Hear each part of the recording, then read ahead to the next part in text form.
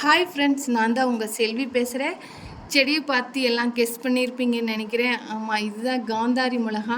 காந்தாரின்னு சொன்னது யாராருக்கு மகாபாரதம் ஞாபகம் வந்துச்சோ அவங்கெல்லாம் கமெண்டில் ஒரு ஹாய் போடுங்க. காந்தாரின்னு சொன்னால் நம்ம இதுதான் ஒரிஜினல் காந்தாரி. நம்ம தமிழ்நாட்டில் இது என்ன சொல்லுவாங்கன்னு எனக்கு தெரியல. தமிழ்நாட்டில் குண்டு மிளகா 4 மிளகாயும் இந்த ஒரு காந்தாரி மிளகாயும் சமமாக இருக்குது. இந்த ஒரு மிளகா சாப்பிட்டீங்க அப்படின்னு சொன்னால் 1 மணி நேரத்துக்கு எங்கே இருக்கீங்கன்னே தெரியாது, அந்தளவுக்கு காரமாக இருக்கும். இது சுகரை பேலன்ஸ் பண்ணி வச்சுருக்கும்.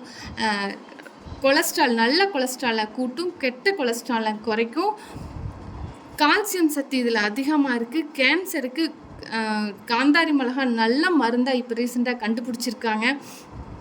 இதுலேயும் ஹைப்ரிட் வந்துருச்சு. இது நல்ல ஒரிஜினல் நாடன் மிளகா. ஹைப்ரிட்டுன்னு சொன்னீங்க அப்படின்னு சொன்னால் இதை விட கொஞ்சம் பெருசாக இருக்கும். அது கொஞ்சம் லைட் கலரில் பச்சையாக இருக்கும்.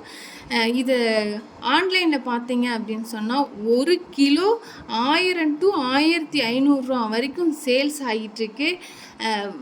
கேரளாவில் காந்தாரி மிளகா இல்லாமல் யார் வீட்லேயும் இருக்காதுங்க. காசு இல்லாமல் கூட இருந்துருவாங்க கேரளாவில். ஆனால் காந்தாரி மிளகா இல்லாமல் இருக்க மாட்டாங்க. ஓகே, பாய்.